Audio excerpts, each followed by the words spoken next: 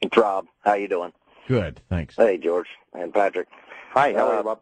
Oh, I'm great. I got a comment that's kind of ironic, you may think, and maybe shed some light on this for me. Back in the early 40s, there was actually a big movement called Crusade for the New World Order, early 40s, but it was for Christianity. And that's how, in 70 years we've, I think, regressed to a different New World Order.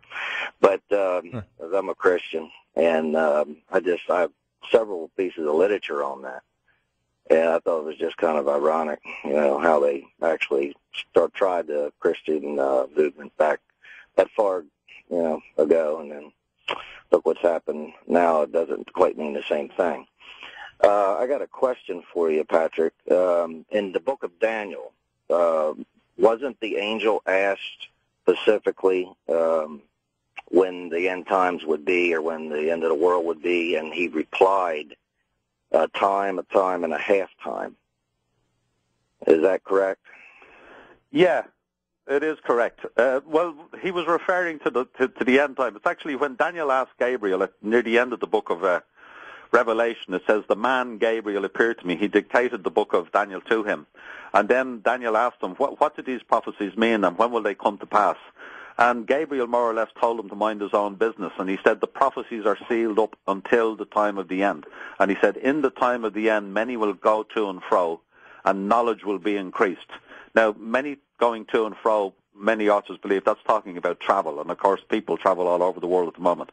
But knowledge will be increased as twofold. It's not just scientific knowledge, like we've come from, horse and carts 150 years ago to jets and landing on the moon and all sorts of things.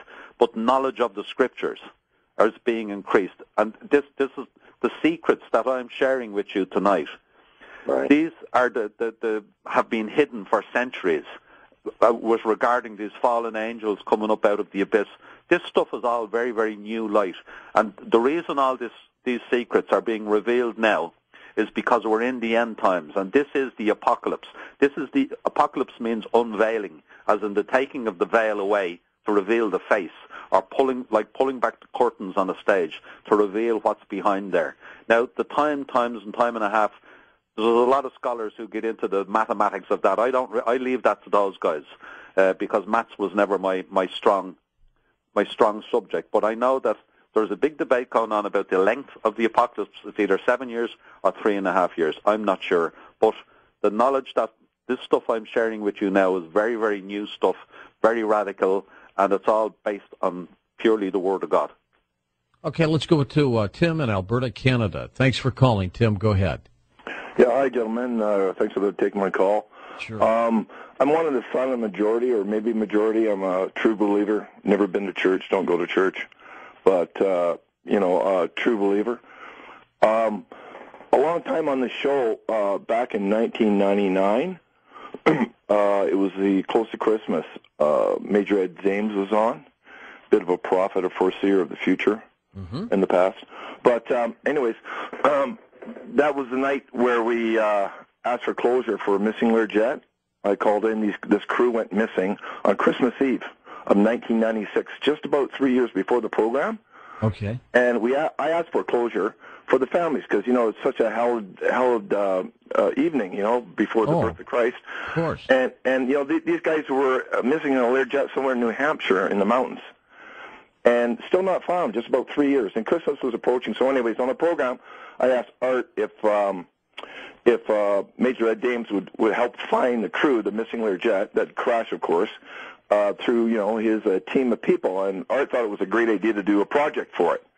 But anyways, to make the story short, I hung up the phone. I think the program went about 4 o'clock in the morning, and there's 2 hours time difference. It's later in the east. Around 4 hours later, that missing Learjet was found that very morning after the show.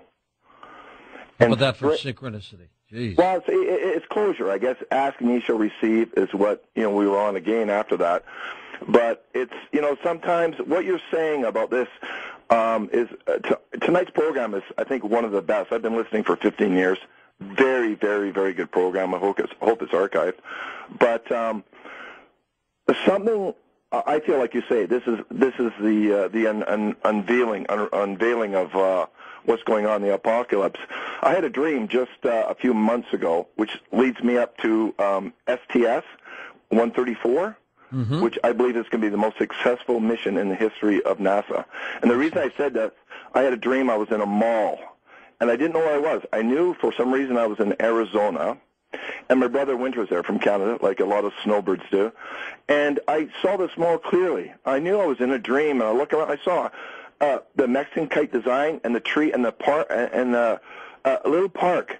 And 2 weeks after that dream, I thought, what was that all about? And then the congresswoman was shot, Gabby Gifford, there. Right, and when I saw it on the news on CNN, my jaw dropped. It's exactly the place I was standing. So that means nothing. It's a dream, right? Except when I learned that her husband, Mark Kelly, is the commander of the shuttle. Of the shuttle. That's right. delayed. And then everything started to fall in line. I'll say this real simply. I believe STS-134 is contact. I believe they're going to have contact with these things that have been flying all over our skies for a millennium.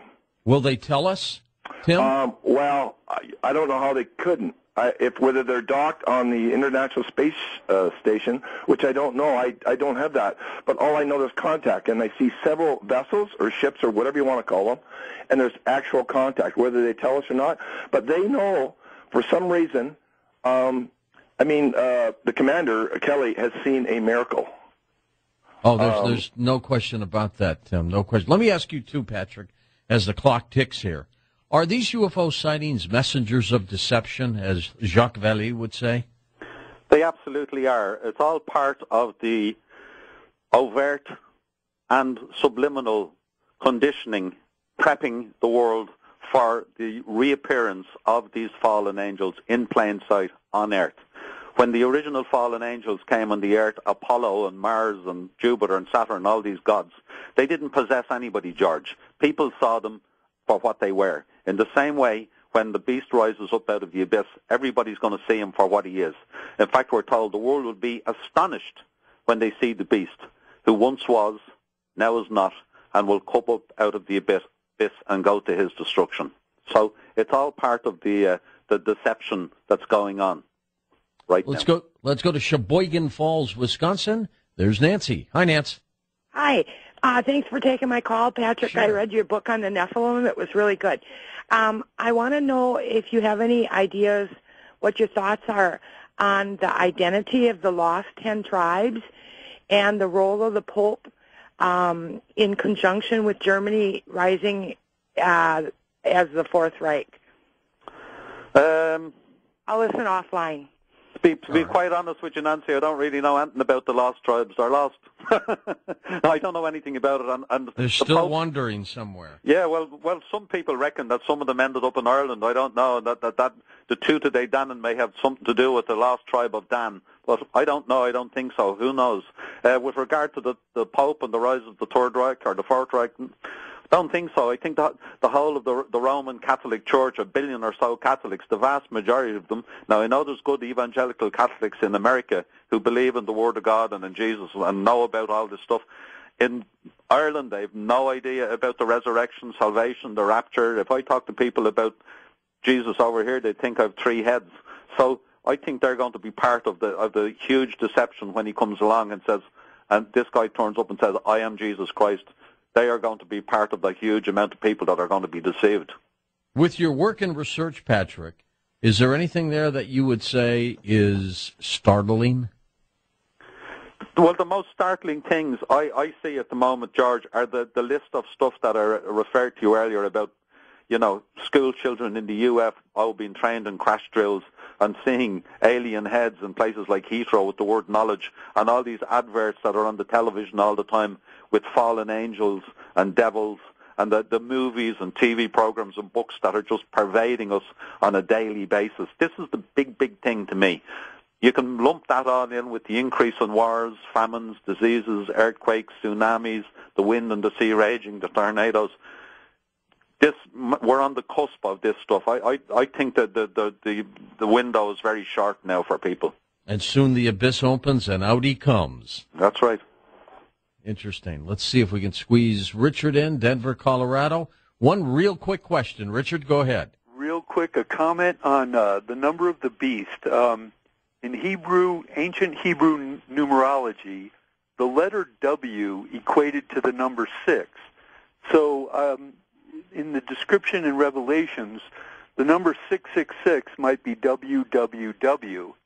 And it mentions that it will be at our right hand like a mouse and at our forehead like a monitor, and you won't be able to do business without it. The computer. That could be. I've long suspected that. Patrick, we've only got a minute left, my friend. Wrap things up. Well, just to say that, I'm passionate about this topic, George. I'm an evangelist, if I'm anything, and I want to win souls for the Lord. That's what I've been doing since 1976. All my books give people enough evidence to come to the conclusion where they can say, yes, I can believe in this guy. And this man, Jesus is a cool guy, George. If he was around today, he's a guy that you want to go and have a beer with. He's probably wearing a pair of jeans. Or how about a glass of red wine? Huh? Absolutely. And he hasn't had one for 2,000 years. He said at the Last Supper, I will not drink of the fruit of the vine until I'm with you in paradise. So I'm looking forward to having a nice bottle of Chianti with him, maybe even a couple of pints of Guinness. Well, and if you get to L.A., Patrick, we can have one ourselves, my friend. You take care. The name of the book, Return of the Antichrist and the New World Order. For Dan Galante, Tom Danheiser, Lisa Lyon, Lex Lonehood, Sean Ladesseur, Stephanie Smith, Ross Mitchell, George Knapp, Ian Punnett, and Art Bell, I'm George Norrie, somewhere out there on Coast to Coast AM. We'll see you on our next edition. Until then, be safe, everyone.